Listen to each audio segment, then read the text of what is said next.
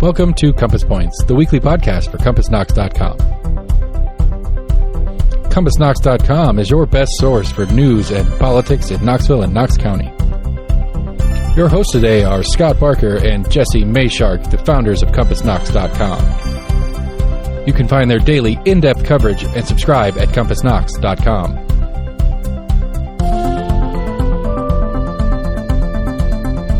The Compass Point podcast is brought to you in conjunction with Almost an Agreement.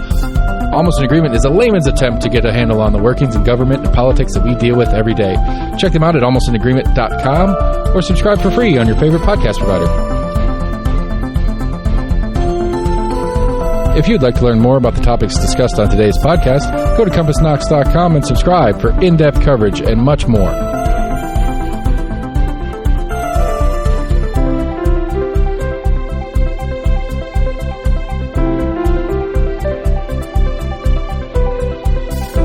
And now, here are your hosts, Scott and Jesse from CompassKnox.com.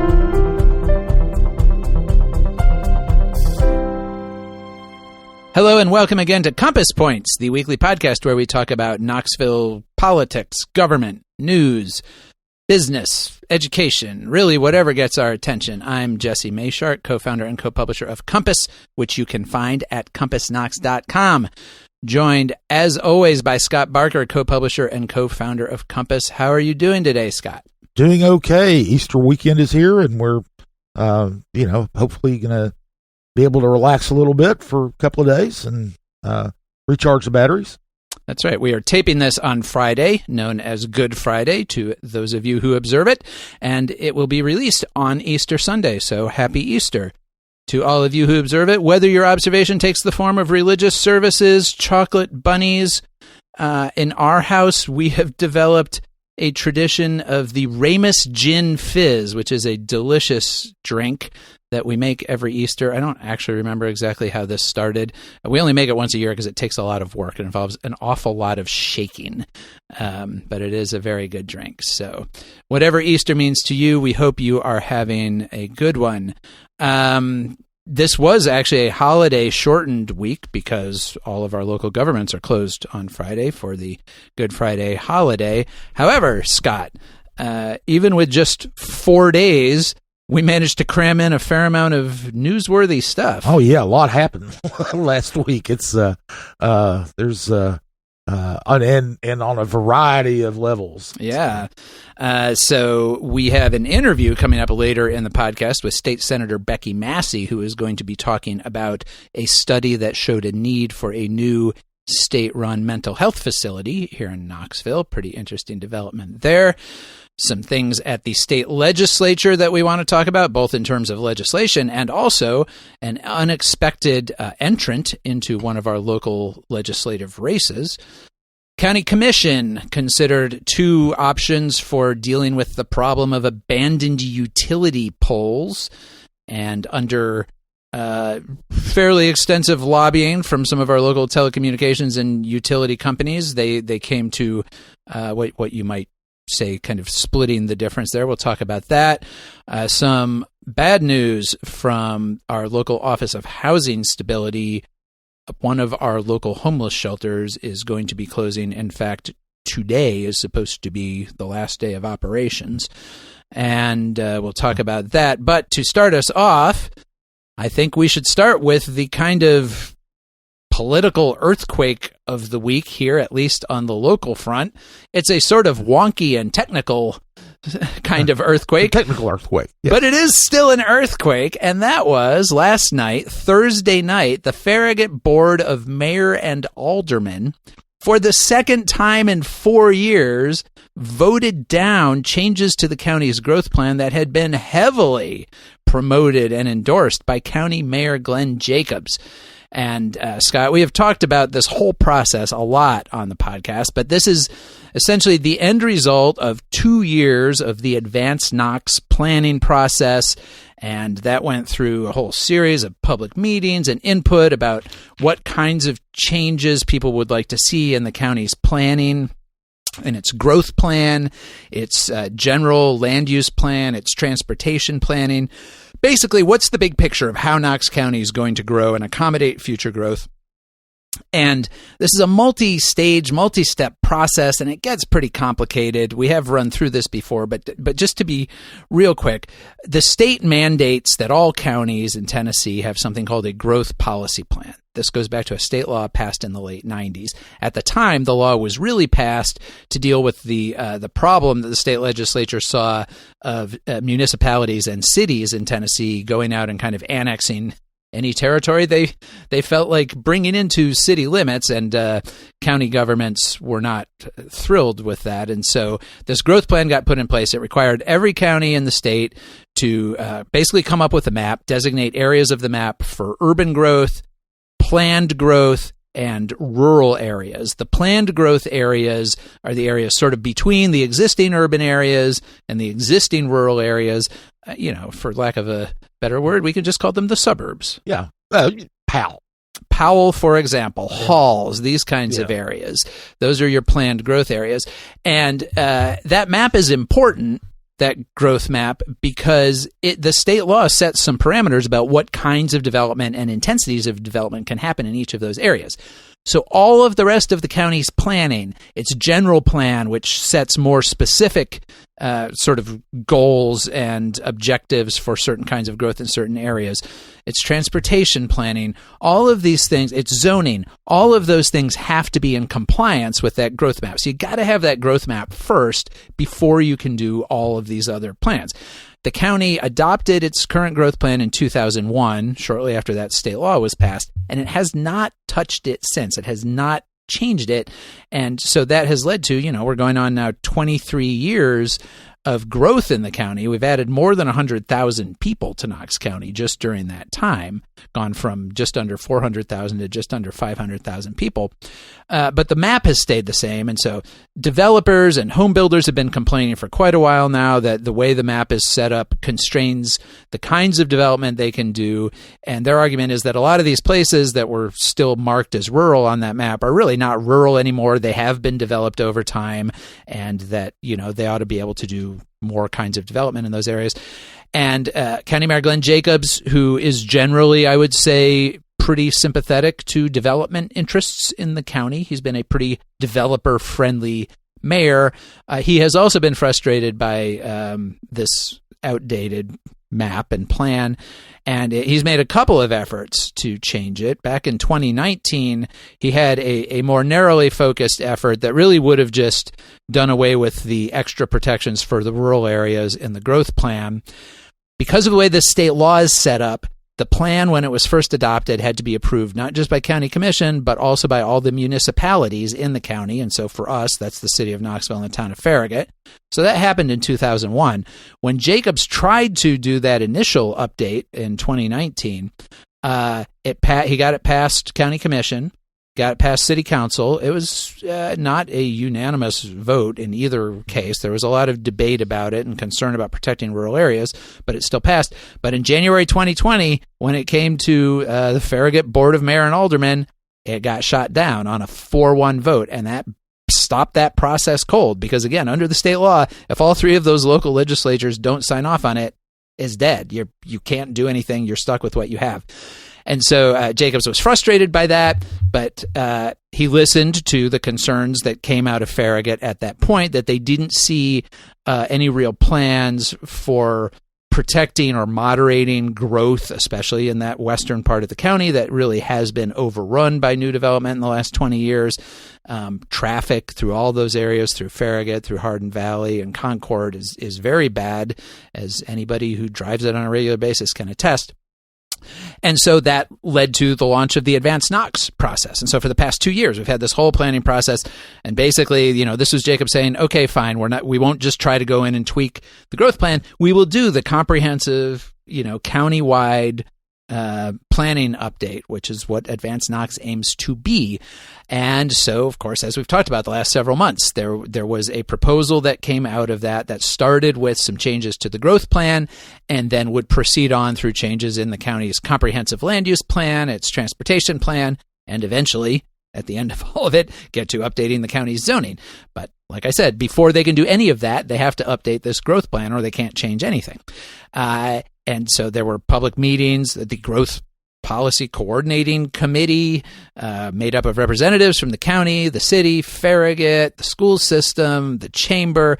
It had meetings through the fall, took public input, and there was a fair amount of controversy about these proposed changes. The biggest proposed change in this growth plan is moving about 14.5 square miles of property in the unincorporated areas of the county from rural designation to planned growth designation. And these are areas that are sort of closer into areas that have already been developed, so kind of pushing that suburbanization out a little bit.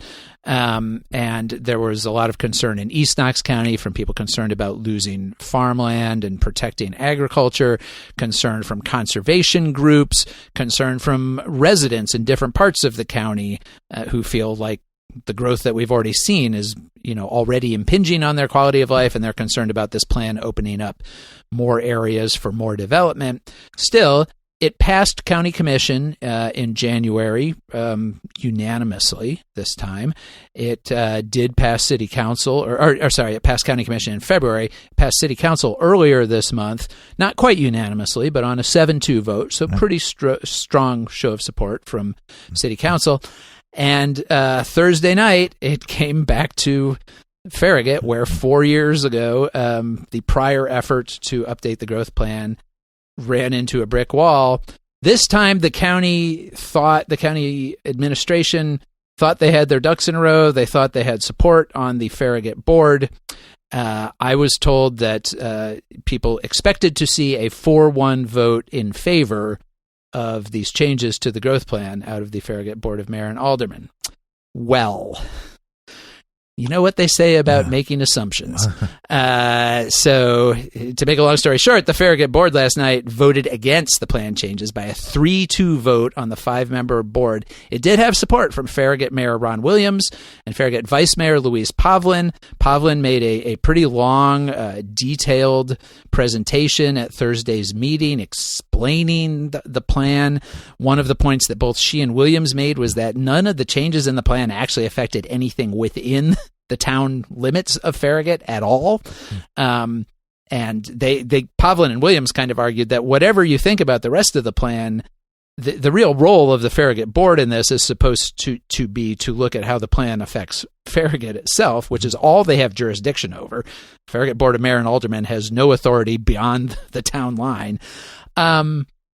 But that did not persuade the doubters, and what had happened was over the last few weeks, there had been a real spurt of activity in and around Farragut on social media and in letters to the editor of the Farragut Press Enterprise, things like that, and basically people were just very worried about the possibility of yet more growth in the area, recognizing that, yes, this doesn't change anything in Farragut, but it has areas all around Farragut, Choteau and Concord areas, north of the interstate, of course, you've got Hardin Valley.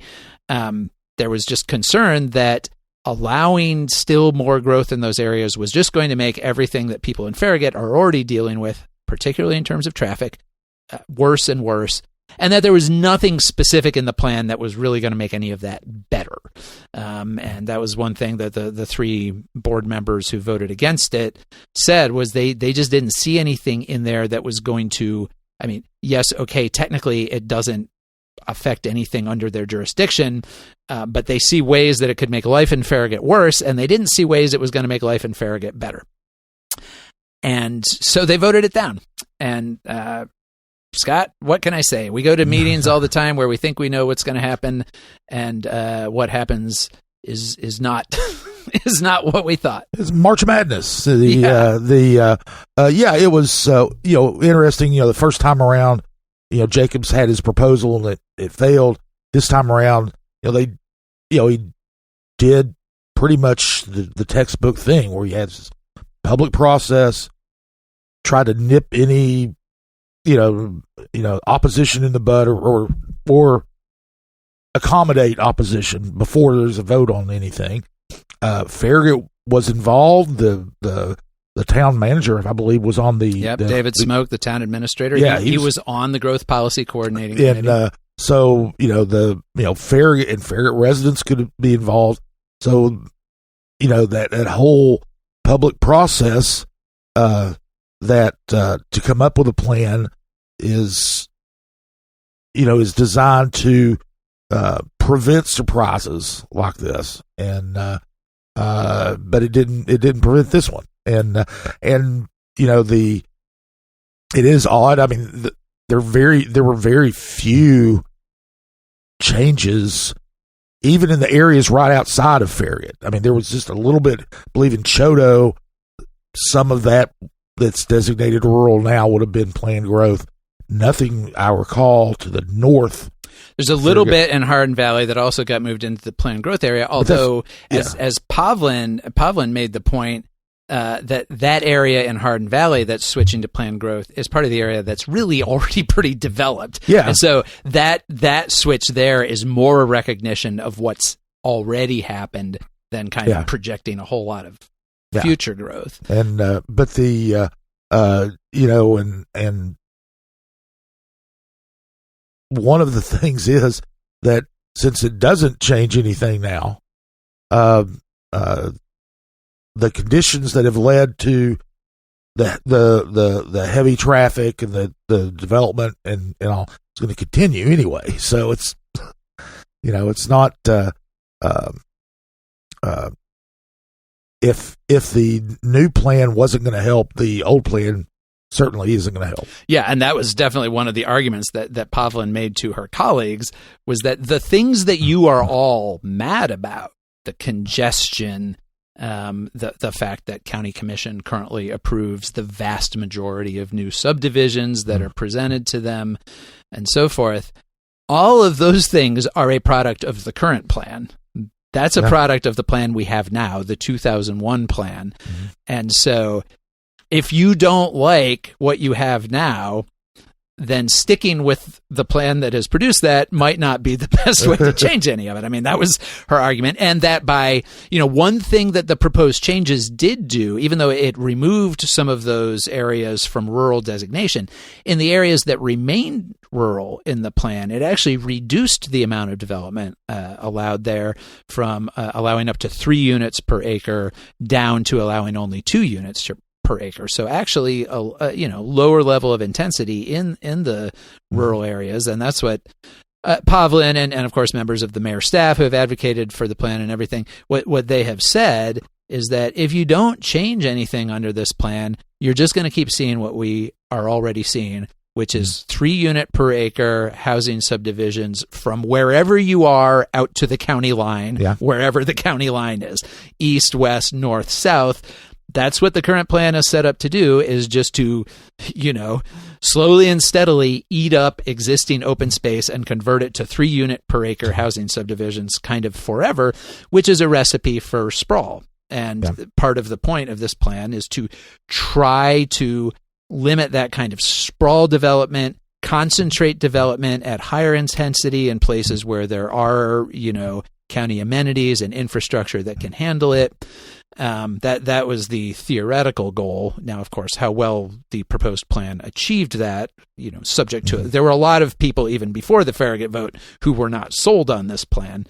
But at this point, it looks like everything just grinds to a halt. Now that comprehensive land use plan came through the Planning Commission earlier in March, and was supposed to go to County Commission to be adopted at its April meeting.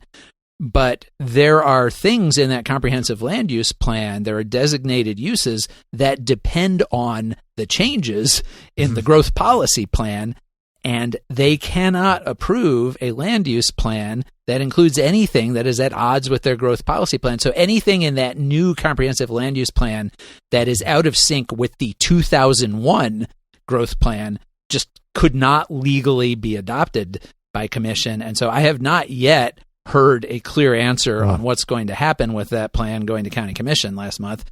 By next week, we'll maybe know a little bit more about all this, because this all just happened.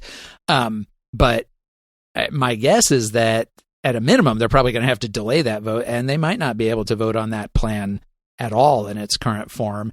Now, Jacobs does have some options here. There are potential legal options that he could pursue in court, arguing that the Farragut vote was, didn't comply with state law in one way or another.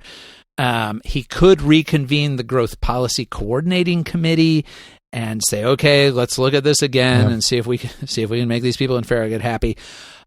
He has said previously, when somebody suggested at one of the public meetings in the last month or two that, well, what the county needs to do is just get that committee back together. Jacobs said flatly he was not going to do that. Now, having had this vote from Farragut, who knows what happens, but he clearly was not inclined to bring that committee back together again. He could also just do nothing. Jacobs only has a couple of more years in office at this point. Everybody expects or thinks that he's going to run for governor, or is at least seriously considering running for governor over the next couple of years. He devoted an enormous amount of time and effort, he and his staff, to this process over the last 2 years. Whether this is a fight he wants to keep fighting for his last couple of years in office, or whether it's something where he just throws up his hands and say, fine, we'll just leave things the way they've been for the last nearly quarter century, who knows? But that's definitely an option. Yeah. The other thing that I think will be interesting to watch is the county does invest a fair amount of money in and around the town of Farragut. There was just a new Farragut Elementary School announced out there with a projected tab of, I think, $47 million for the whole project. Very expensive project. I'm not saying that anybody at the county level is going to try to kill projects for Farragut in the near future, but politics being politics, if I were a Farragut resident looking for a whole lot of help from the county in the near future, I might not be feeling super comfortable right now. Yeah, they've already announced the school that's going to be built, but they've announced it, but they haven't funded it. There is no money to build that school right now, and the county's going to have to take on debt to do it. That's true. I don't see them taking it out on the kids, which is how you could frame it. But any proposal that would benefit really not just Farragut, but the areas around, close to Farragut, especially the Choteau area, around North Shore, all up through there. They're not going to get a whole lot of support for projects. They're probably not. I mean, especially when people in those areas come and complain about growth, I think there will be a very strong answer of, well, we tried to do something. Yeah. Really, when a subdivision gets proposed and they go to the planning commission or go to county commission to talk about why it shouldn't, why it needs to be stopped and everything else, they're going to say, well, sorry, you had your chance.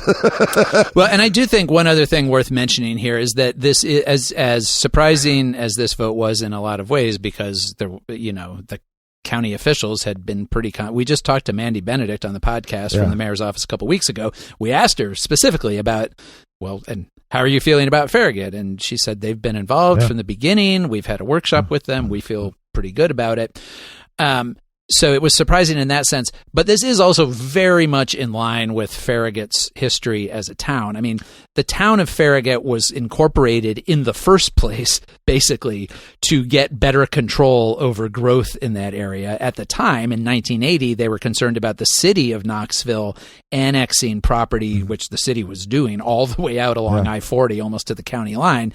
And there was concern in Farragut then that if they didn't incorporate and protect themselves, they might all end up being pulled into the city eventually.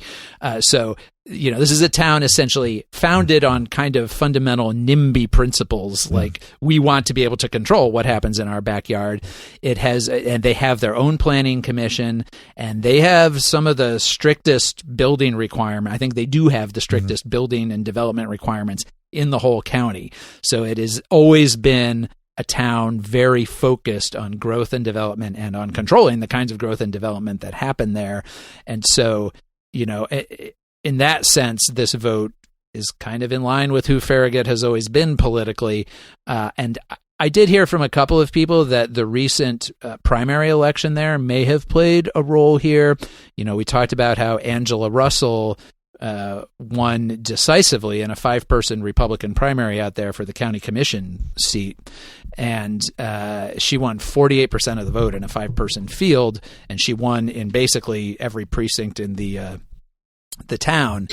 And her whole campaign, she was part of the group in Choteau that had fought against an affordable housing complex out there last year. And her whole campaign was really based around the idea that we need to get a better handle on growth. We should not allow more development until there's more infrastructure and so forth.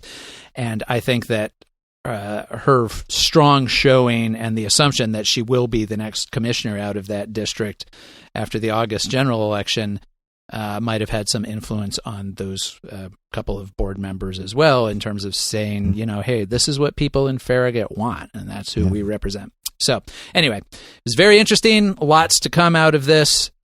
Jacobs has not yet announced what, if anything, he's going to do. He's just said we're reviewing all our options. We may know more about that next week. We'll see. Yeah, one of the things about, when he said, no, I'm not going to reconvene the committee, that's when he thought he had the votes in Farragut. And now, the landscape's changed. Yep. I don't know what good it would do, but it's certainly an option. Yep. All right. Well, Scott, let's talk about the Foyer. This was this low barrier homeless shelter that has operated for the last couple of years on North Broadway, just north of downtown. And apparently today, March 31st, is going to be its last day of operation. Yeah. The Foyer was established. It's in an old thrift store. It was established as a low barrier shelter, and what that means is you can't put requirements on people who come. It needs to be open 24/7. People doesn't matter if they're, somebody's intoxicated, they can come and be there. If they don't have to be doing anything. None of the things aren't requirements for attending religious services, there aren't requirements to get treatment. There's basically no requirements. If you need a place to stay, you can go there overnight. It was managed by Volunteer Ministry Center.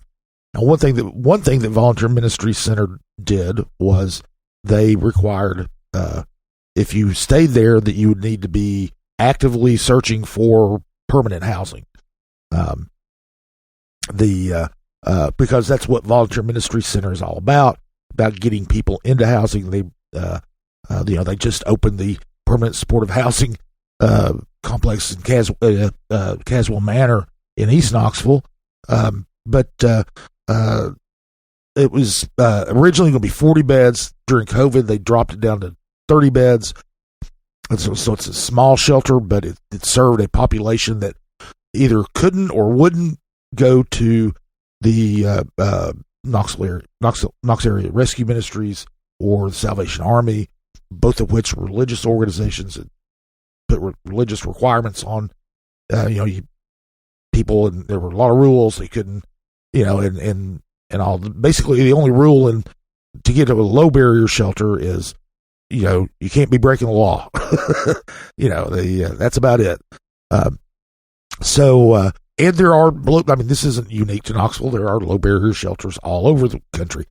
This shelter was funded through a HUD grant, U.S. Department of Housing and Urban Development grant, and HUD's definition of a low barrier shelter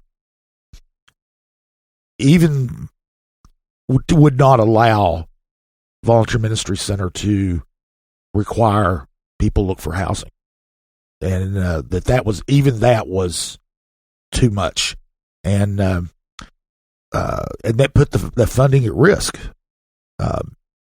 Because Volunteer Ministry Center did not want to run this without that being part of the program. Right, yeah, that's what I was about to get to. The Volunteer Ministry Center decided, that's our mission is housing, and if this doesn't align with our mission, then we don't need to be doing it. Somebody else can do it. And also Volunteer Ministry Center during this time was going through a big transition Bruce Spangler had retired as the executive director. They had another executive director who came in who didn't work out, left, and an interim executive director, all this stuff. They have a new executive director now. She came on board right when all this decision had already been made for the Volunteer Ministry Center was going to step away and no longer operate Foyer. And their deal was to do it through the end of March. So the Office of Housing Stability began looking for somebody to take over operations of the Foyer. An organization that would be willing to operate it as a low barrier shelter that would not put requirements on people who wanted to stay there. And another thing that saying the Foyer do, you could take a pet. Couples could go there. I mean, it was really. I mean, when I said about the only thing you couldn't do was commit a crime, that's about right.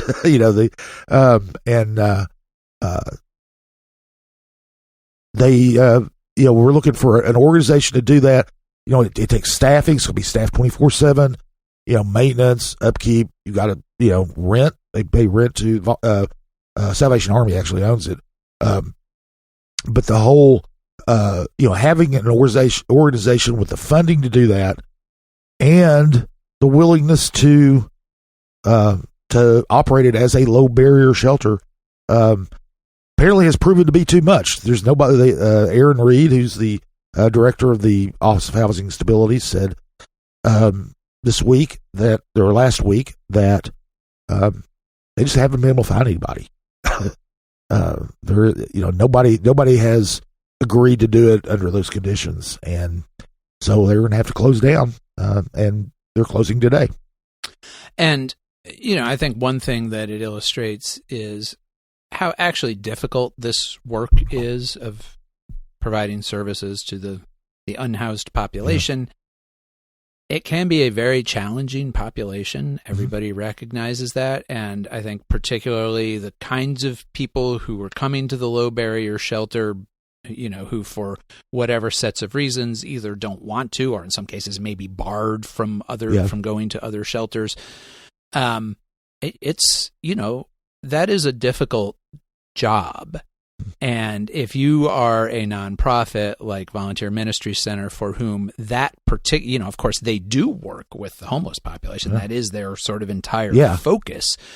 But not that particular level and kind of work. And I think that the difficulty in finding somebody who wants to take that on, and then also probably the difficulty in staffing, an operation like that. I don't know what those jobs pay per hour, but, my guess is that for what people make doing those jobs, you could probably have a lot of jobs that don't involve working overnight shifts with a very difficult population.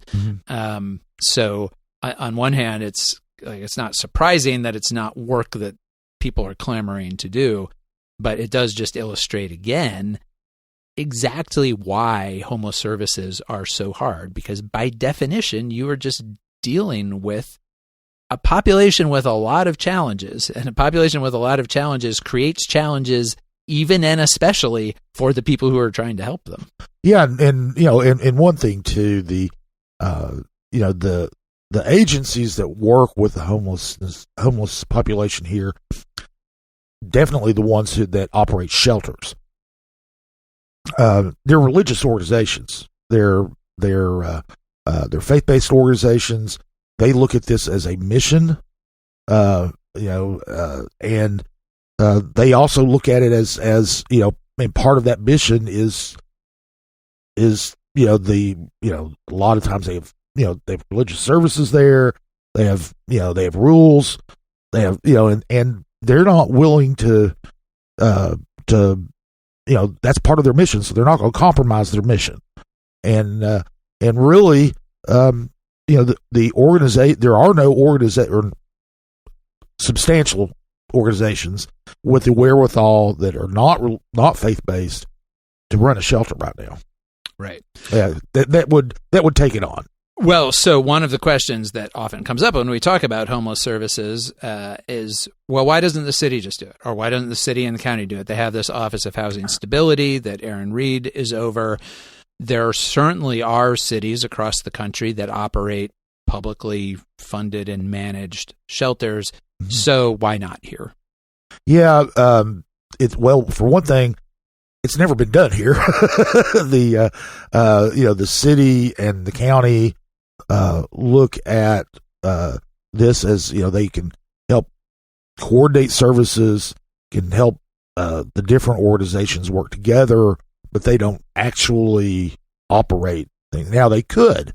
Now recently there was the homelessness summit we had here, and a consultant from Bergen County, New Jersey, which is an urban county right across the Hudson from New York City and just north of Newark, come and they built a big shelter that they operate. The county operates. Now that's not something, and that one of the things that makes that kind of impressive is they've achieved net zero chronic homelessness there, which means that they're not,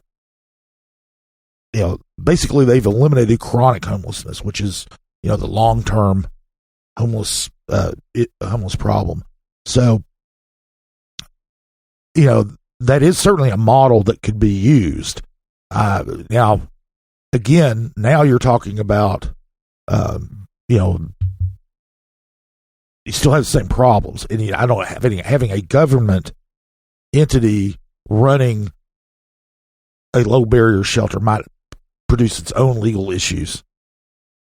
Yeah, no, obviously it would be complicated. You would still, I'm sure, have staffing challenges and all of those things. Well, also, I mean, just on practical matter, the low barrier shelter, by definition, if someone is inebriated, if they are under the influence of drugs, and they go to that shelter door, they might not be able to bring the drugs inside. They wouldn't be able to. That's illegal. But they can come in and stay. Now, if the city or county or the joint office owns that building, you can't be high in a public building. Mm-hmm. So, I mean, there are some issues there legal issues that would have to be worked out. And the other bigger picture issue, I think, is just that our local governments here, the city and the county, while they do provide some level of social services, they both have offices of community development. A lot of what those offices do is deal with this kind of flow through federal money, which is what it is in this case. It's HUD money. But they are not, our local governments are not really set up as social service providers. Our local governments are mostly set up as providers of, they're facilitators, right? Well, their main focus is things like law enforcement, fire prevention in the city, obviously, trash collection, road maintenance, those kinds of things. They are not really set up to be full service social service providers, right? Like you just said, when they do have funding, either local or federal, for those kinds of services, they most often contract them out to local nonprofits, whether they're religious nonprofits or, in the case of mental health services, somebody like the McNabb Center or whatever. But they are not, unlike some much bigger cities. The city of New York, the city of Los Angeles, like these have massive social service bureaucracies funded by billions of dollars. But that has never been the model here, and I think there's a little bit of, probably more than a little bit of reluctance on the part of our local governments to get too far into that, being the direct provider themselves of these services that are very expensive and very difficult to provide. Yeah, and the expense part is a big deal, because while a lot of the funding is pass through funding, I think the cities that do have those, that do provide direct social services, find that it's expensive. Yeah, absolutely. All right. Well, we'll see if anything else happens there. But as of right now, that shelter is closing, and there's no obvious plan to bring it back. Right. County Commission this past week dealt with utility poles. We talked about this last week. Commissioner Larson J. has been tilting at windmills, tilting at utility poles here for a little while. He's very concerned about the fact that our local utility companies, telecommunications companies, the people who own and use the utility poles that are in county right-of-way, they're on public property or property that the public controls anyway, that when they, that first of all, they're not always good about replacing old poles that need to be replaced. But the bigger problem is that often when they do replace an old or broken pole, the one that they're replacing just sits there. Sometimes that's because not all the different parties who have wires on that pole get around to moving them to the new pole, and that's a whole complex system. Sometimes all the wires do get moved, and then the old pole just sits there anyway because nobody gets around to coming back and pulling it out. Sometimes those poles fall over and they're just lying in the right of way. And so Jay's argument about this is that it's first of all a public safety issue, that a lot of these old poles are themselves hazards and could fall into a roadway or fall on somebody and create a problem. And then also, even if they're not in danger of falling, that just having them sitting there right off the road in a lot of areas is itself a hazard.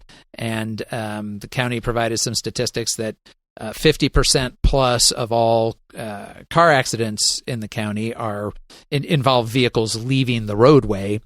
And when a vehicle leaves the roadway, what happens to the vehicle and the people inside it depends a lot on what they run into or don't run into when they leave the roadway. And so the more big, solid objects you have in the right-of-way, the more likely you're going to have accidents, including fatalities. And so Jay was just looking for ways to basically urge and encourage the telecommunications companies and the utility companies to be better about this is really his goal. And anybody who has ever dealt with utility or telecommunications companies, even if you've only dealt with them as a customer, you know that getting them to do things they don't want to do can be difficult.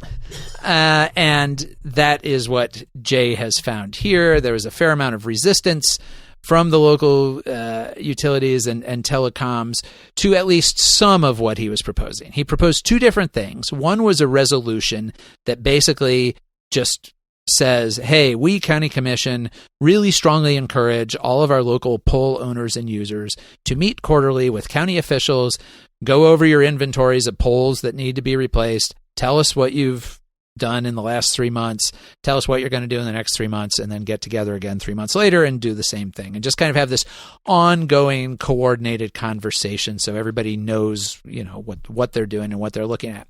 That resolution, the pole owners and users did not have a problem with. Representatives from KUB and AT&T and Lenore City Utilities Board came to County Commission and said, sure, we'll do that. We'll be happy to have those meetings. And all of them also said, hey, we are taking this seriously. We do this on a regular basis. We recognize sometimes it takes too long, but we are focused on it. And we want to work together on this. But Jay also proposed an ordinance that would have actually changed county code and would have. This was specifically for poles that have been identified as imminent hazards, things that the county engineering department goes out and looks at and says, somebody's got to do something about this fast. It's going to fall over. It's going to create this problem or that problem. It's a hazard, needs to be dealt with. In those cases, the ordinance would have given whoever owned the pole 7 days to remediate the problem. Doesn't necessarily mean removing the pole, but somehow you have to make that unsafe situation safer. And then if you didn't do it in 7 days, basically there was kind of an automatic 7-day extension. So really it gave 14 days, 2 weeks to show real progress and effort toward doing this. And if they didn't comply, if they weren't making real progress toward addressing the problem, then there were some penalties that could kick in, up to and including possibly losing the right to get new permits to install new poles, which is something that all of these companies rely on, is the ability to do that when they determine they need a new pole somewhere. So not surprisingly, the telecoms and the utilities are not in favor of this ordinance. For one thing, they thought it possibly interfered with their existing legal rights, although there was not a lot of specific details about exactly which laws they thought might be impinged on by this. But also, in general, they just said, it creates a needlessly adversarial situation. And they also said, hey, look, we are the utility pole experts here. We have people who deal with this every day, all the time. We are the best judges of whether our poles are safe or not. And just because it looks ugly, or just because, the homeowner who's next door doesn't like the setup or whatever, that doesn't necessarily mean it's dangerous. And we don't like the idea of some county bureaucrat telling us which of our poles are dangerous. We know which of our poles are dangerous. Leave it up to us. Larson J. did not like that idea. He told the representative from KUB, I'm sorry, I just disagree. I don't think you can be your own police. And also, if you really were being so good about this and attentive to this, we would not have nearly 3,000 of these identified poles sitting around needing to be removed, which there are. There's like 2,900 and some identified poles sitting out there right now. Now, as KUB said, that's out of a much larger universe. KUB itself owns 120,000 poles. They use another 60,000 of other pole owners' poles. So KUB all by itself is on 180,000 poles across its service area. So, having a couple of thousand out of that at any given point that need to be replaced is a small percentage. And so what happened out of all of that was County Commission approved the resolution and said, yes, let's have these quarterly meetings. Let's get together, keep track of what's going on. But they voted down the ordinance. And the vote split was there were only 3 commissioners in favor of the ordinance. And that was Jay and Commissioners Carson Daly and Richie Beeler. And then 3 voted against it, 2 abstained. And then Commissioner Courtney Durrett, who actually works for one of the telecoms, Comcast, she recused herself from the entire conversation and vote. She was just not involved in it at all because it was an obvious conflict. And so that was basically the result that the utility companies and the telecoms were looking for. They were okay with the resolution, and it allows them to say, hey, yeah, look, we're being cooperative. We want to help. But they didn't want the stick hanging over their head, and they didn't get the stick. And so Jay was disappointed by it. He said, he basically attributed the vote to a lot of lobbying by the telecommunications companies, by the utility companies, and they do lobbying. They do a lot of lobbying. That's something they do.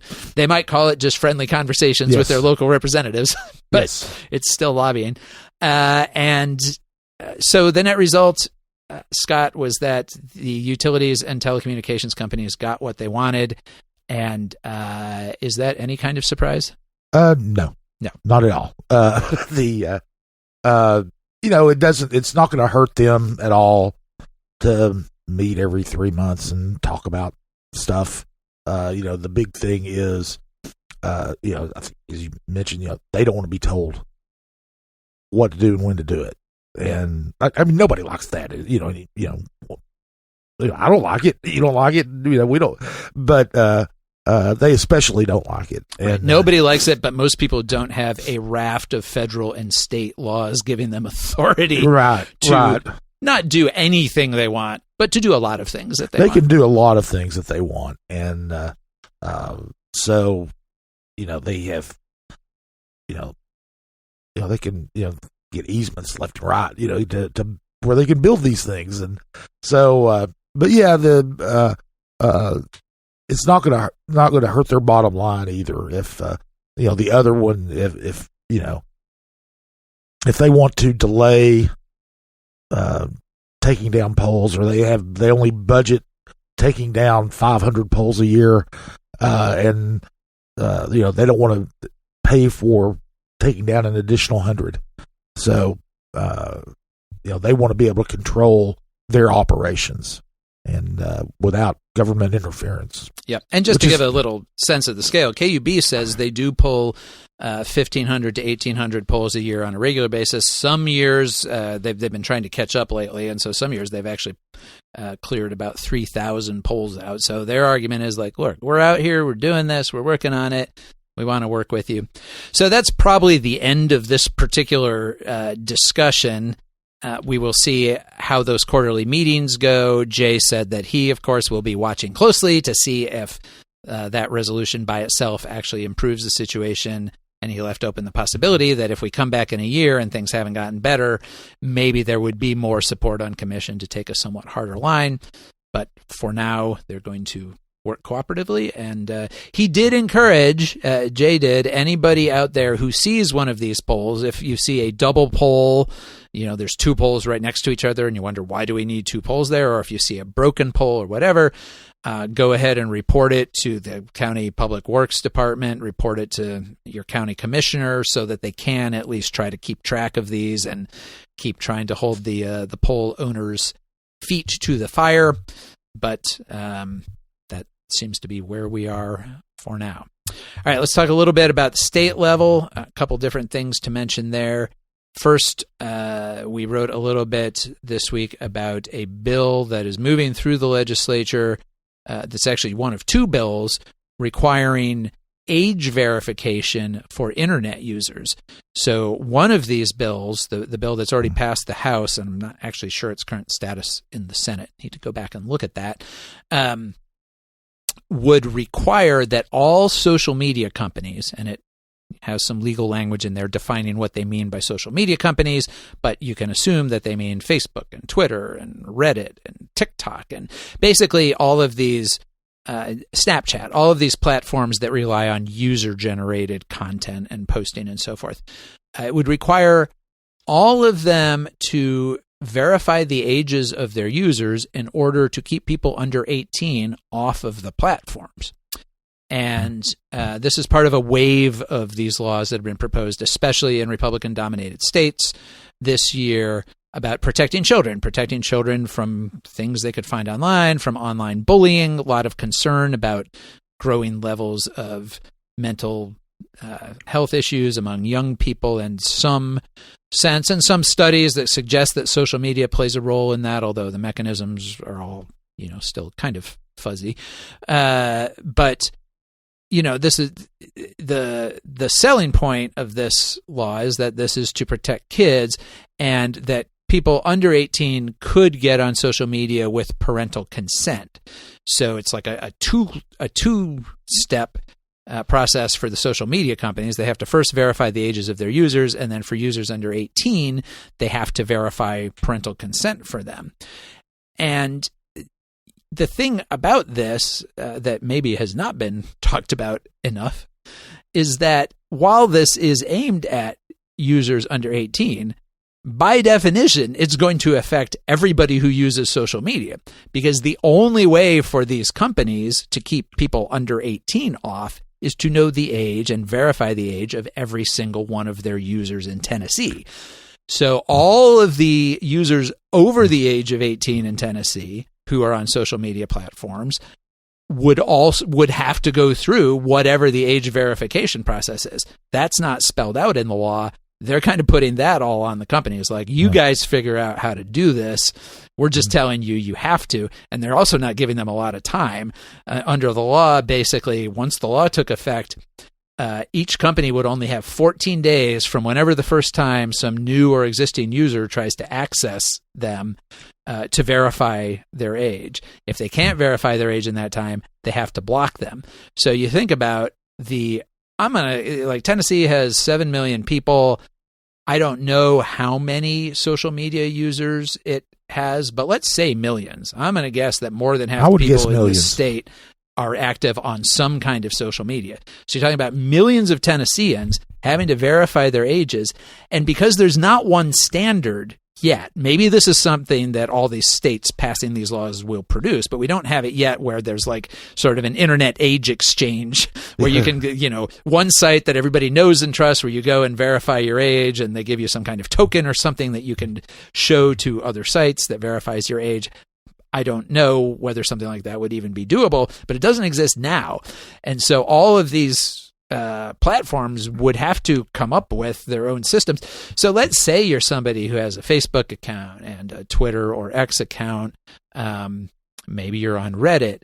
Maybe you're on TikTok because your kids are on TikTok and you want to keep track of them.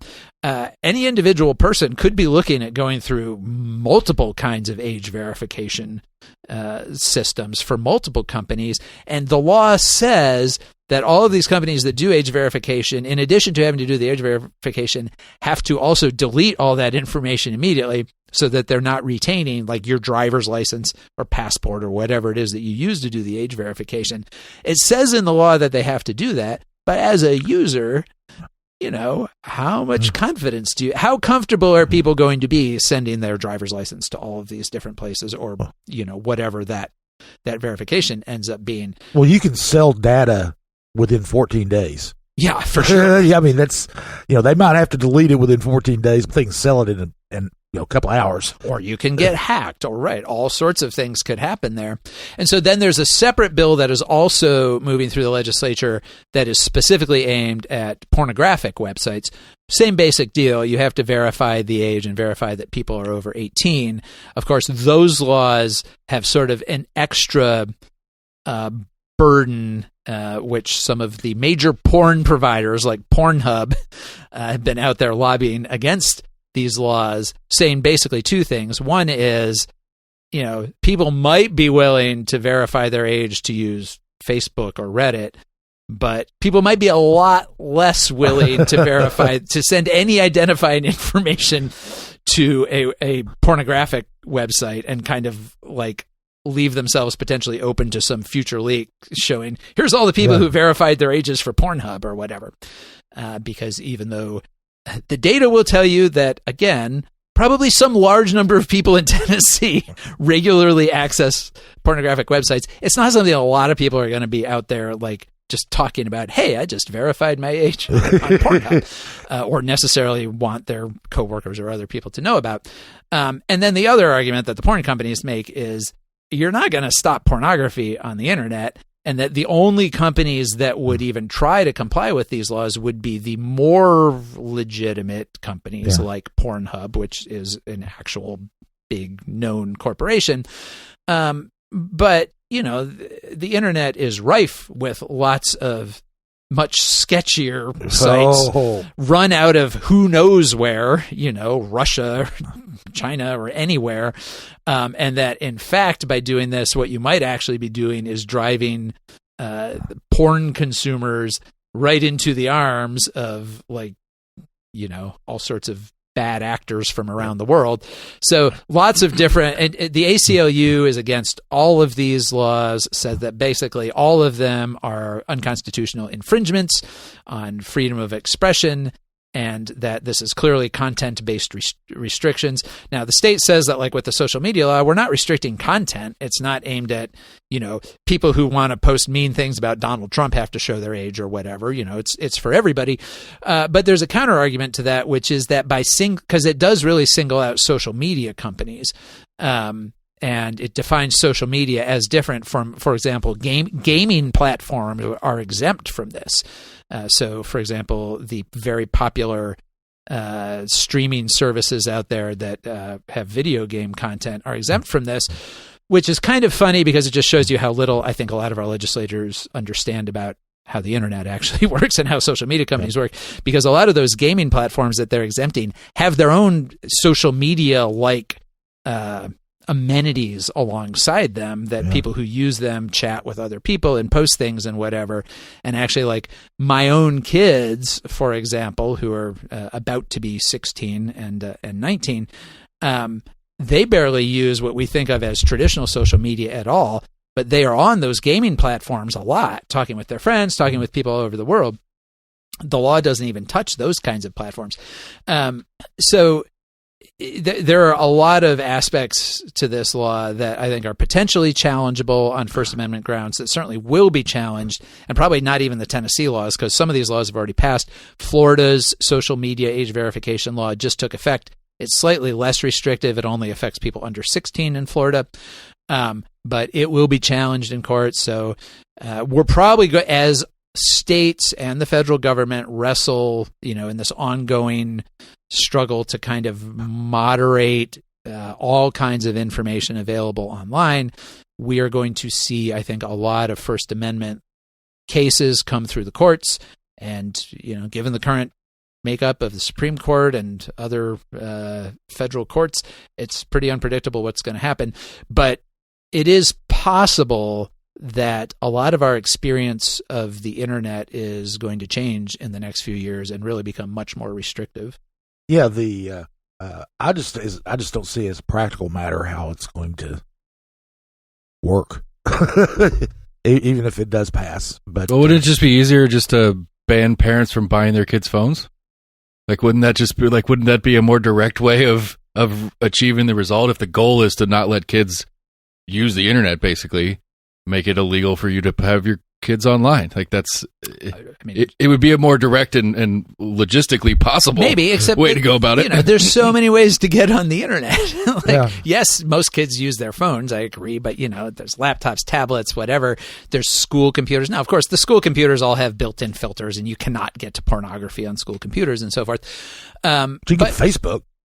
Yeah, and I think that it presents a lot of technological challenges, first of all. And, one of the potentially funny things about a law like this is that the people it's actually aimed at, the people under 18, are probably the ones who are going to be best versed and most able to circumvent it. And the people who it might end up most inconveniencing are your, septuagenarian Facebook users who just might not want to hassle with it at all and say, okay, fine, I'll just go back to emailing my kids. A lot of potential interesting wrinkles there, but I feel like that bill has kind of been moving through without a lot of public discussion, and even a lot of the public discussion that's been around it has just been focused on this issue of keeping kids off of it or giving parents control over what their kids get on and everything. And there just really hasn't been very much discussion about the fact that, yes, but this is going to affect everybody. Everybody who uses the internet is likely to be impacted by this one way or another. And that was my point. And all the data, I mean, I would imagine that the most of that data is probably out there that if somebody really, really wants it, but it's just putting all of Tennesseans' data in one spot. Yep.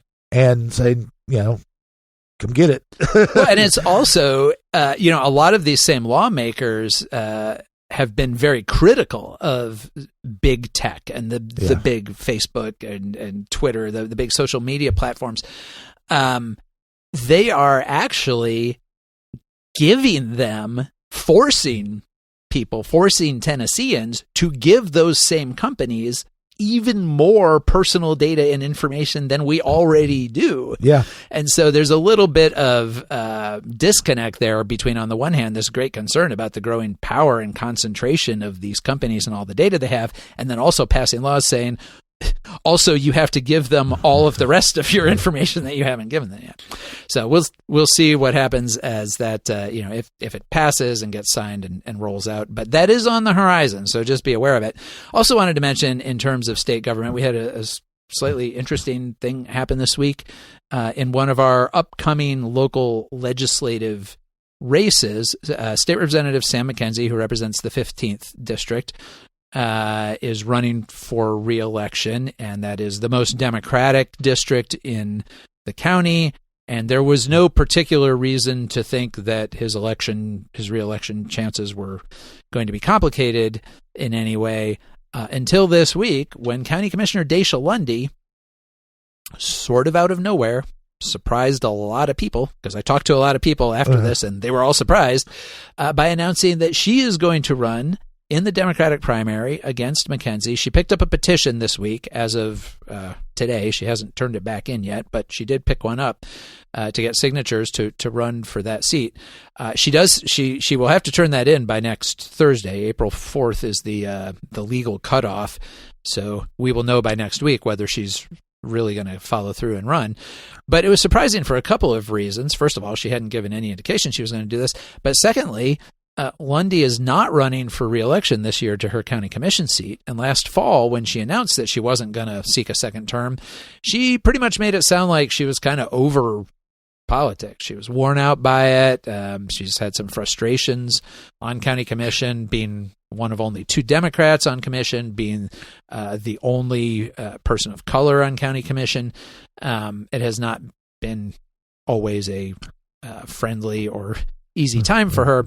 And so there was no particular reason to think she would be looking for any other sort of situation, including going to the state legislature where, if you go to the state legislature as a black Democrat, you are a minority, arguably even more than you are. Oh, yeah. It's not going to be, that situation is pretty similar. Right, on county commission.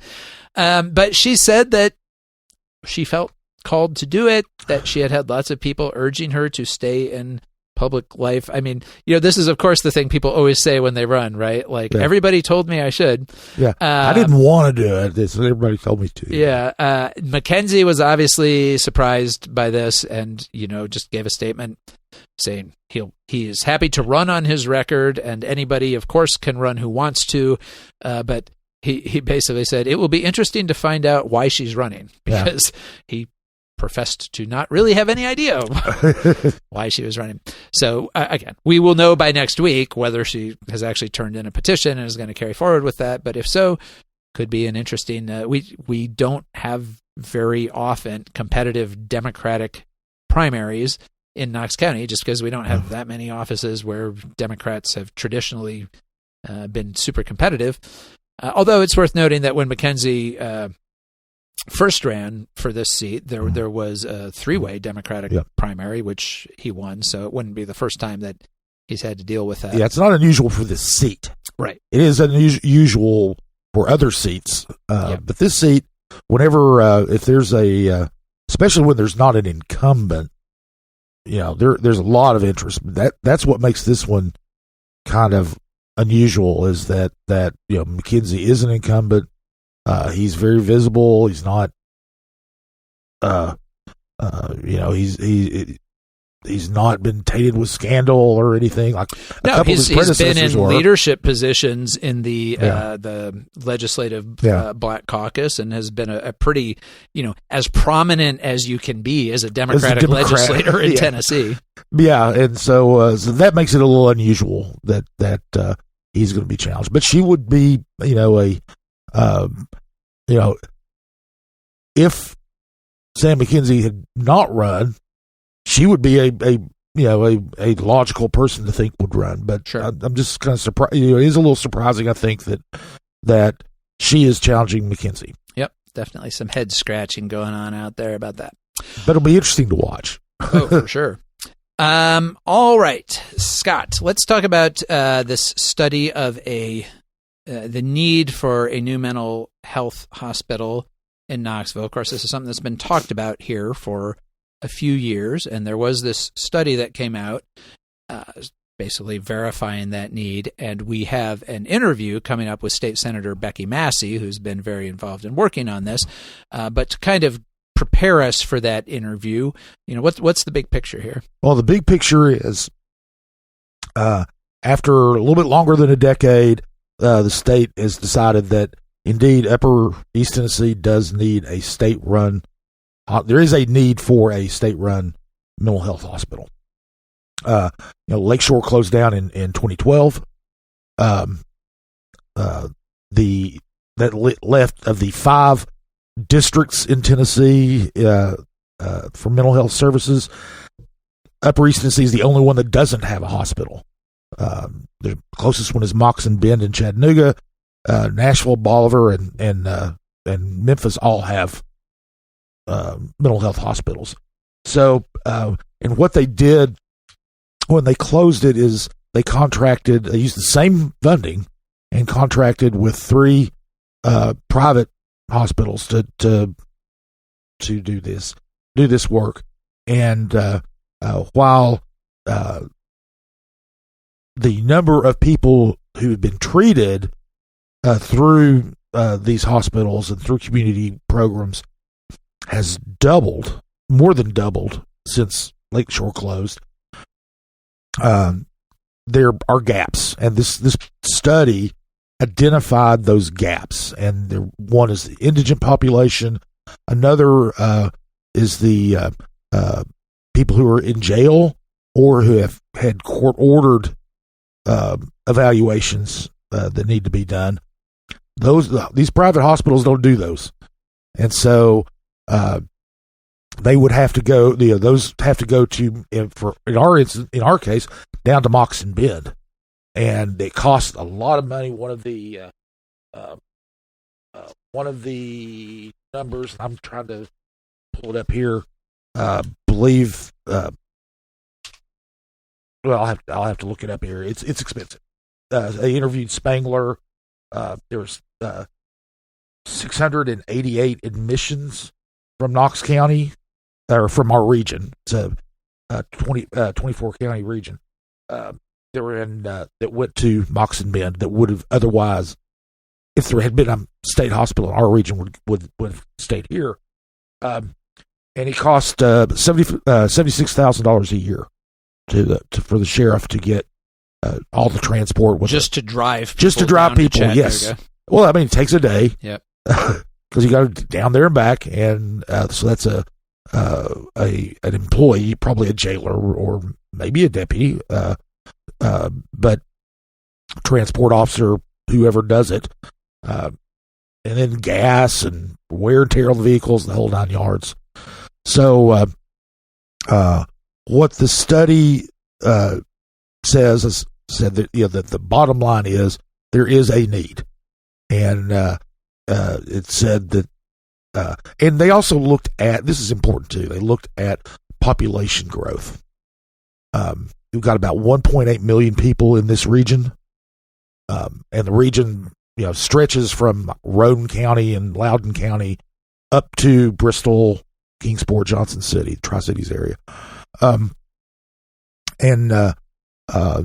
that population was going to go from 1.8 million to more than 2 million in the next 20 years. So 30 years, excuse me. And so that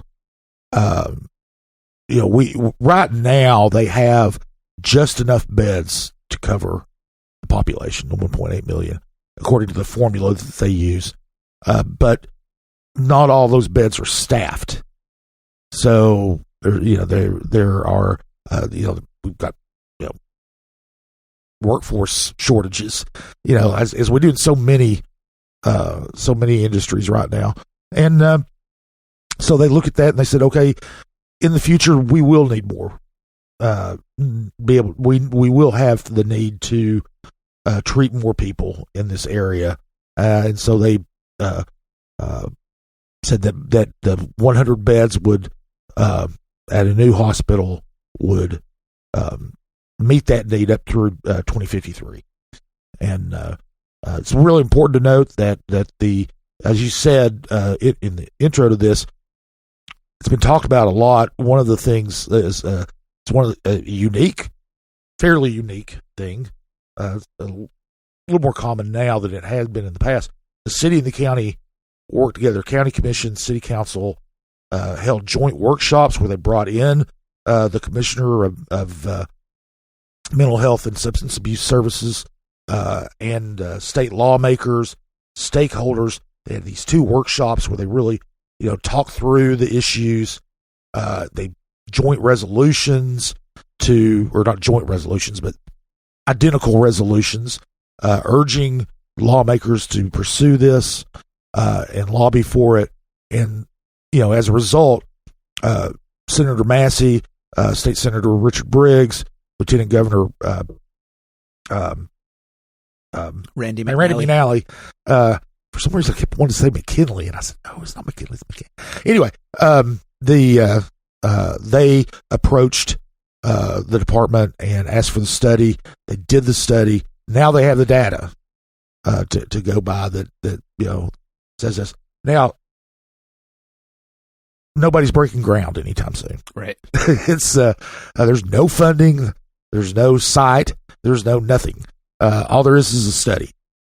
Now it's up to the lawmakers in Nashville, the representatives, the from the Knox County delegation, to lobby to have it put into the state budget.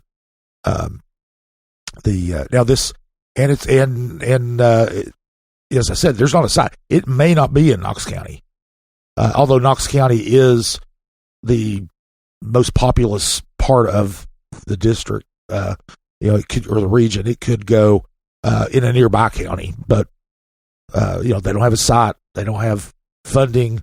Nothing, and that's going to have to, in the next few years' budgets, the state is kind of saying things might not be so. We're not going to be so flush in cash in the next few years, and so we'll see. So, but all of the local lawmakers are encouraged. They're talk about they threw around the word excited, exhilarated, things like that. That the study is done, and that it could be moving forward. Right. Well, and we talked to one of those excited, exhilarated lawmakers about how all of that process will work going forward, and the various things that need to come together to make it happen. So let's go ahead and go to our interview with State Senator Becky Massey. Our guest this week is State Senator Becky Massey from Knoxville. We're going to be talking about the report on possible construction of a new state mental health hospital in the Knoxville area. Welcome, Senator Massey. Thanks for joining us. Well, thank you for having me. I think this is my first time on your all's podcast. So it's great to be here. Well, good. I hope it's not the last. I hope not too. Well, first of all, what do you see as the value of doing the report? Well, this is an issue I've followed significantly since we closed it.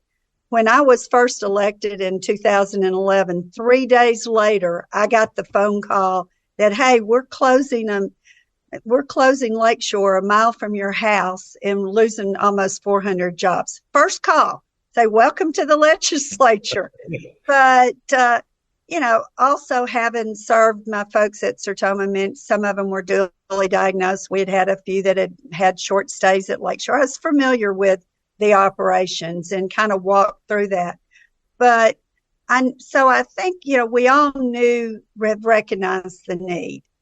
But I think you don't just get it just because somebody does a resolution or says we need it. We needed the state to do a study that validates what we knew, and that way we can take this study to advocate with the governor and with the administration to approve and eventually fund this hospital. So I needed the report done by them.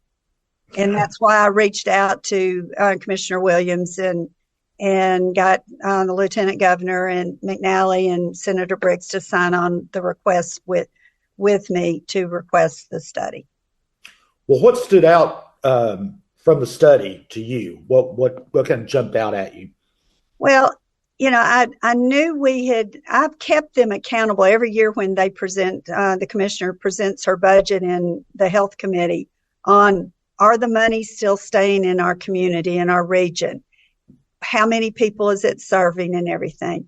But I guess what I didn't realize was, one, it was a huge difference. We had been serving less than 3,000 people a year, 2,600 or so a year at Lakeshore admissions. And now that money is touching the 90,000 plus people. But what I didn't realize, there's about 500 to 600 to 700 people more a year that are actually getting inpatient care from that same money. And so really thousands more people have been served since we've closed Lakeshore, but the need is just increasing, and it's where we're coming from. But it's looking at all the data, there's no question that there is the need, but the state has lived up to their promises to us. Okay.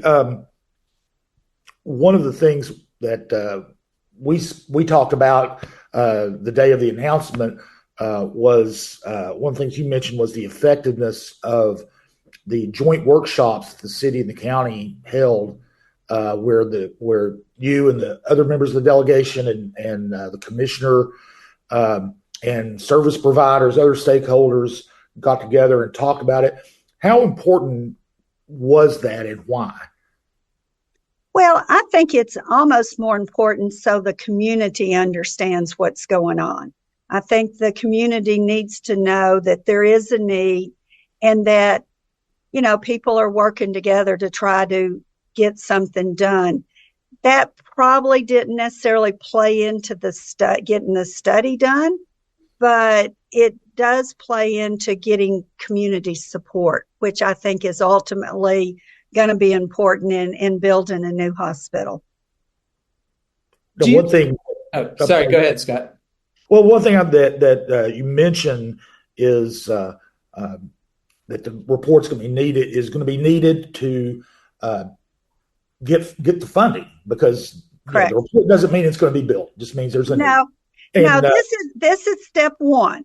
Right. And I wanted to be, the key things that I wanted to say at the press conference is that, one, the state had lived up to its promises to us, because we've had a couple of people saying they hadn't, and there's no question, we've kept them accountable, but also that this was just step one in getting something done, because the state's not just going to invest millions of dollars in our community without some good data backing it up and a good report.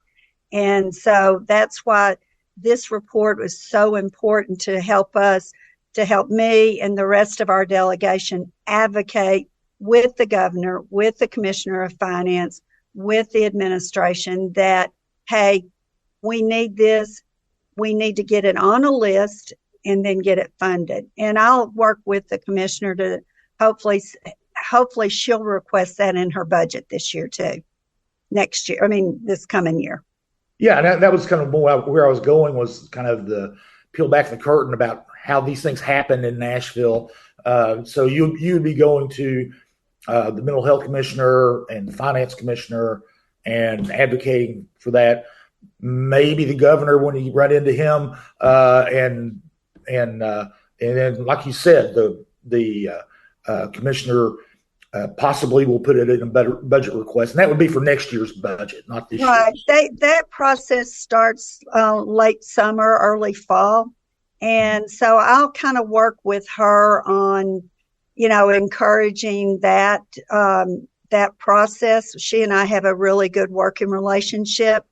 I'm sure at some point she may come to Knoxville, and we may set up some meetings with both of the mayors and some of the stakeholders there, as far as maybe brainstorming on possibilities and ideas. But, so the request ultimately would come through her department. So my best case scenario is if the governor approved, the administration agreed, yes, we do need a hospital. We're going to put it on a list. Funding will depend upon how the budget's going next year, whether they could do the whole thing, but maybe they could do some of the money for the planning. But we can't go anywhere without the report and without the study. So that's going to give me and my peers down here that represent this whole 24 county region, that will give us the leverage we need to get this done. And I know we'll get it done. It's just a matter of how exactly when, but we will get this done. I feel confident. And this is obviously several steps down the road here, but an obvious thing that people are going to wonder about is, where is this going to go? So how will that whole process end? Because as much as there is clearly a lot of sense in the community that we need more resources, historically, when you talk about mental health services, that's not always the easiest thing. Not everybody wants it right next to them. So how will that? NIMBY, yes, not in my backyard. Yes. We'll have to be looking at that. I mean, the largest number of folks going to that are being transported down to Chattanooga are from Knox County. That's their home of residence. So Knox County or a close county, they're nearby, or it makes the most sense for our region because we would be reasonably close to Bristol and, all parts of it. But, a lot that will be done, with our community leaders, with our mayors in conjunction with them and looking at what's available to, what the resources are that are available. So there's no place, pre-identified.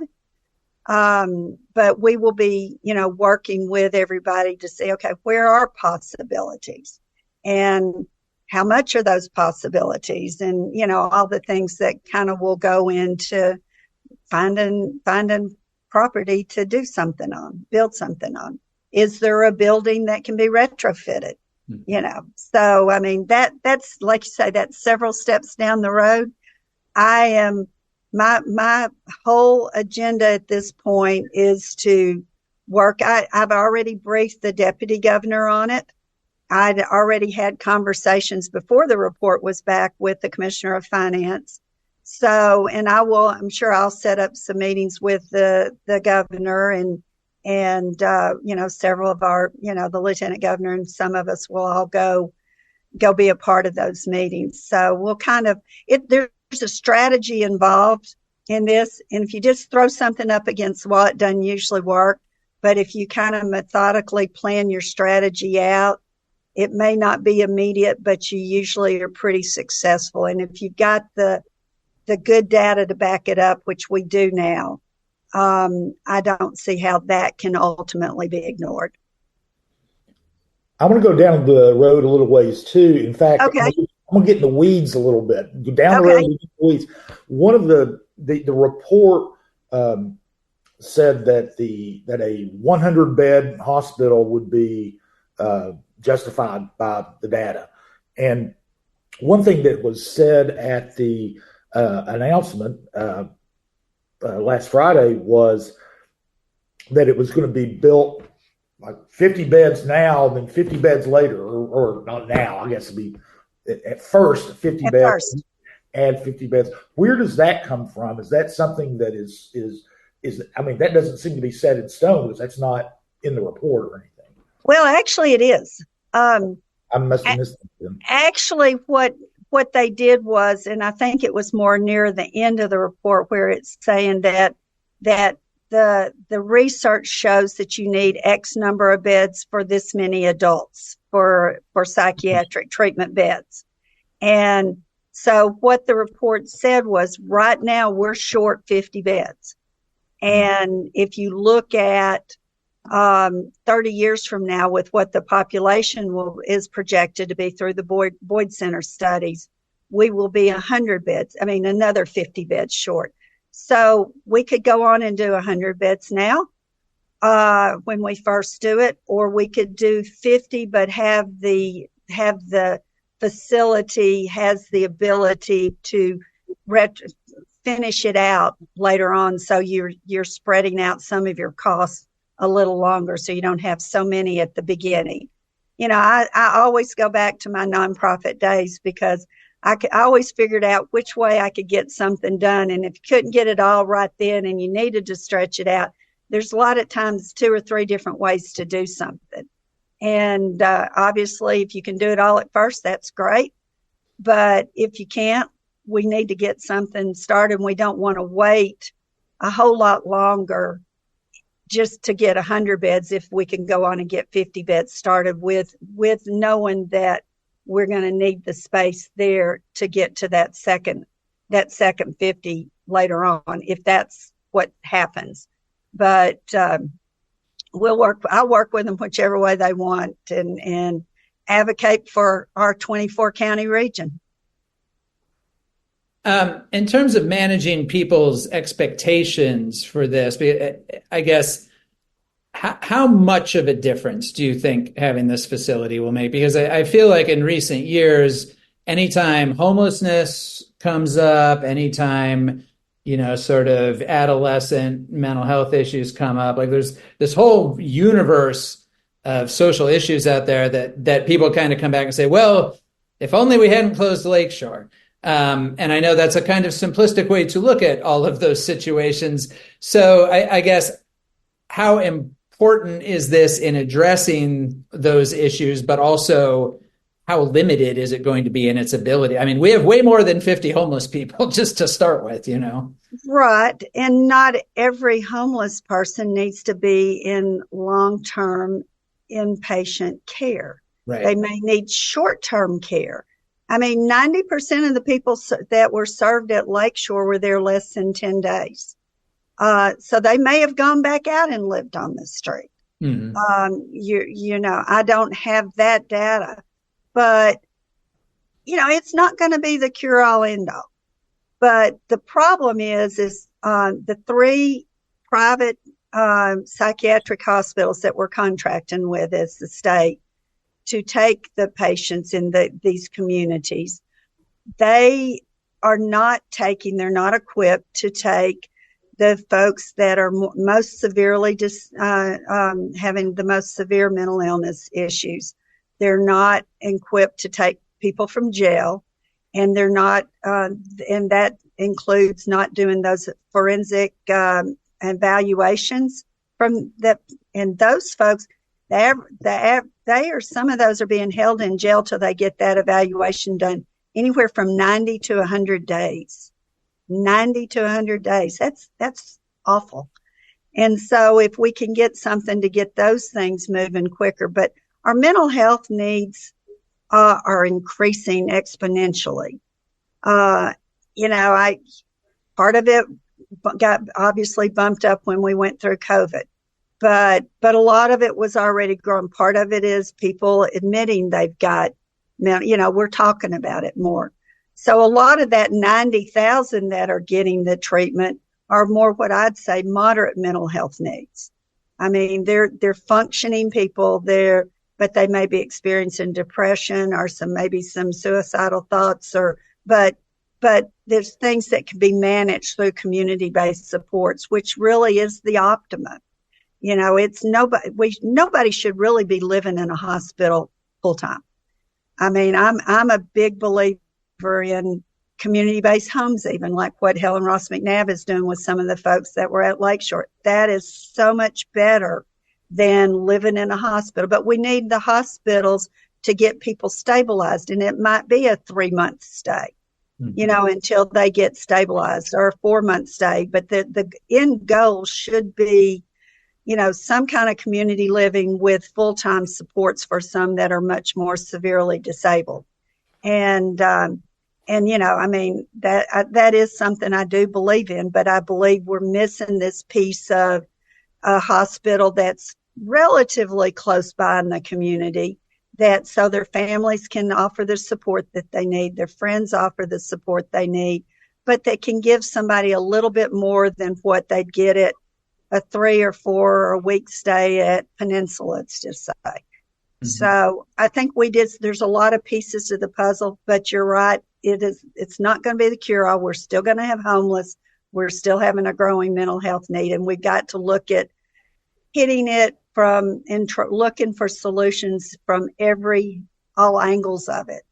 And this will just be one big piece of the puzzle, but it's a piece we know, and it is something we can address. You have one other question about this and how operations go. Right now, there are 422 licensed adult mental health beds in the region, which is a sufficient number according to the formula that they use. But only 334 are staffed. Right. And so that issue of understaffing in the mental health world, what is going to have to be done to address that? Because if that, you can build 100, we can provide another 100 beds, but if you can't staff them, they won't do any good. Well, and sometimes it's not the high level staff, you know, like the psychiatrists. There is a shortage of psychiatrists in our state, but it's the LPNs and the attendant care people at the front lines taking care of the folks day in and day out. And, and so I actually had a bill that we did a year study task force looking at that frontline workers for mental health, disability, and elderly. And because I said we've never really had a strategic plan statewide to look at the funding for the pay for those folks so you can hire enough of those folks to work, when they can go to Sam's or Buc-ee's or wherever and make more money than they can changing somebody's bedpan or, giving them their meds or whatever. They're going to go to the less stressed job. So I think we've got to, as a state, that's another component that I've worked on and I'm going to continue to work on is trying to get us to do a long-term long-term addressing that problem so we can fill those positions because it is hard. And, then the people that are working are having to work overtime quite extensively. So then they get burned out. So that frontline staff is really important. I mean, that's still my background from Sertoma. That's what I dealt with day in and day out.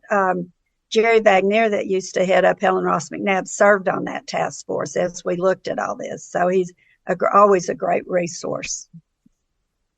But speaking to that, though, the other component of that is they don't quite have the staff with the skill set to address those much more severely disabled, severe mental illness patients and or the folks from the jails. And so that even if they had the beds, we'd still be having to take those folks down to Chattanooga, most likely. All right. Well, that is probably a good place to wrap it up. Thank you again, Senator Massey, for joining us. We really appreciate you taking time. I know the legislature is still in session, so you got a lot going on in Nashville. That's right. But thank you. I enjoyed being with you all. All right. Thanks a lot. Thank you. Have a good day. All right. Thanks again to Senator Massey for joining us. We are going to look ahead to the coming week. We have a couple of meetings. Knox County School Board will be in action for its monthly work session and voting meeting. The work session is actually happening on Tuesday, April 2nd. Normally it would be on the first Monday of the month, but schools are closed on Monday as kind of an extension of the Easter holiday, I think, giving people time to get back into town from grandma's or wherever people are going. So the work session will actually be at 5 p.m. Tuesday, followed by the voting meeting at 5 p.m. Thursday, April 4th, both of those in the board's Summer Place boardroom. Couple of interesting things on the agenda. We mentioned last month that they're looking at a new salary schedule for teachers and all school employees that could require a somewhat significant increase in funding to increase the pay for all of our local school workers. They're going to talk about that. And they're also going to have a presentation on library materials. That will be at the Thursday meeting. This came up because, as we've talked about here before, our local Moms for Liberty group, the conservative activist group that has been well known across the country for, among other things, monitoring and pushing for greater restrictions of various kinds of materials in school libraries. They have raised concerns about some books that are in the collections of some of our local school libraries. These are the two books that board chair Betsy Henderson in particular said she's concerned about are books called Genderqueer by Maya Kobabe, I'm not totally sure how to pronounce that name, and Fun Home by Alison Bechdel. Both of them are graphic novels which just means that they're illustrated. It doesn't mean that they're graphic in the way you may be thinking of graphic. I hear people, and this has been something that's actually come up at some Moms for Liberty meetings with school board members, not here, but other places. You see videos online where people will really emphasize that word. It's inappropriate to have graphic novels in our schools. Graphic novel is just a genre. It's just a form. It's a comic book, basically. That's all that means. It doesn't imply anything about the content. Anyway, these are both graphic novels. Both of these happen to be memoirs by LGBTQ authors that are about their experiences growing up, including some depictions of sexual experiences. And I think especially because they are pictures as opposed to words, sometimes these can be more controversial than than just a book that has a sex scene in it or whatever. And so Henderson has asked for a presentation from the school administration on the library collection, what standards they apply to it, and so forth. And so we will see. There's no action planned or scheduled on that right now, so we'll see if that leads to any further efforts to clamp down on what is in our school libraries. Probably there will be some discussion about that. So that is on the agenda. And then Scott, City Council is meeting also on Tuesday. Yeah, City Council's meeting. There's not anything real earth-shattering on their agenda. They are going to be passing something they do every year, kind of a budget reconciliation ordinance that basically they transfer funds within the city budget to make sure that the money's in the right money's in the right pot, and things like that. So doesn't increase the budget at all, just as an accounting thing. There are a couple of interesting land use things. One is an appeal of the Planning Commission decision. This is kind of emblematic of some of the fights that have been going on and will continue to go on over duplexes and other multifamily dwellings in a single-family house neighborhood. And this is the developers wanting to build a duplex in West Hills. And West Hills Community Association is one of the most powerful and active neighborhood associations in the city. They are opposed to this, and they're fighting it tooth and nail. So it's kind of in and of itself, it's not a big deal, but it's emblematic of what the kind of battles the city's going to face over some of its decisions to increase density.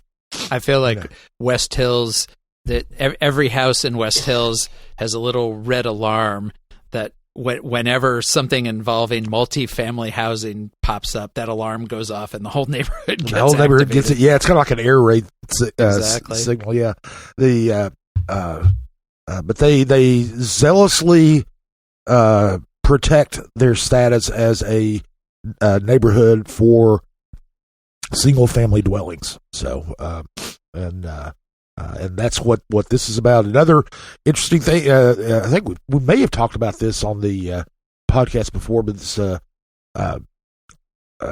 situation. It's been on City Council's agenda since January. It keeps getting delayed, and it's South Banks Apartments, which are right across from Suttree Landing Park on the South Waterfront. They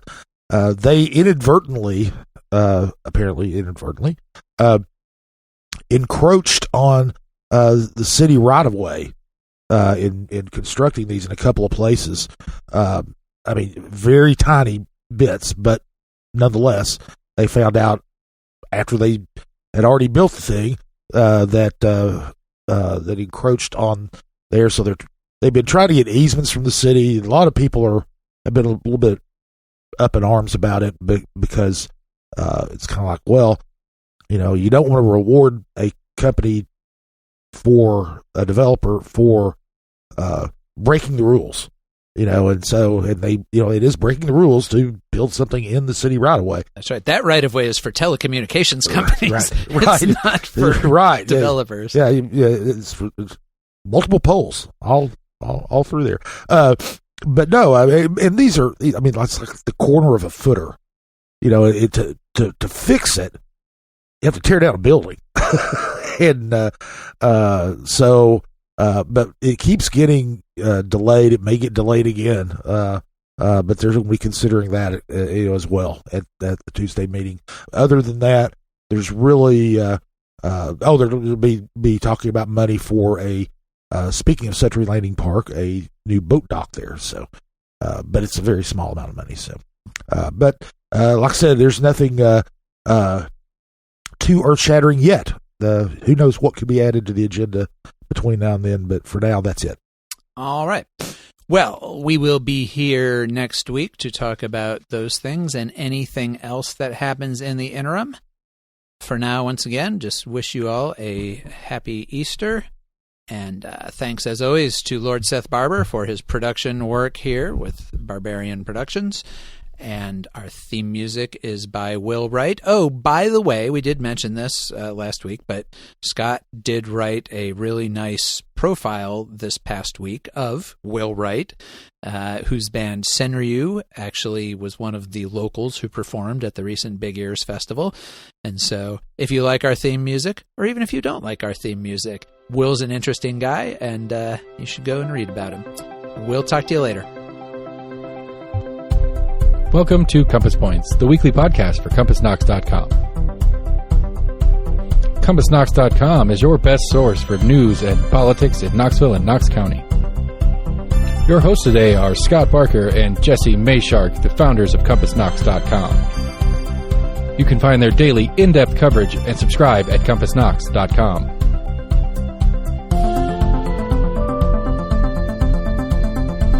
The Compass Point podcast is brought to you in conjunction with Almost an Agreement.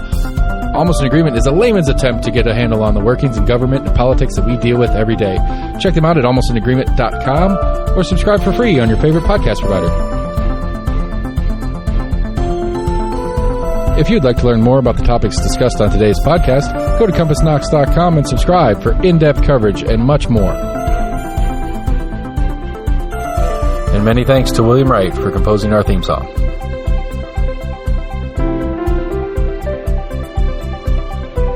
Compass Points is a partnership of Barking Shark Media and Barbarian Productions, and recorded by Lord Seth A. Barber at Barbarian Studios, Knoxville, Tennessee.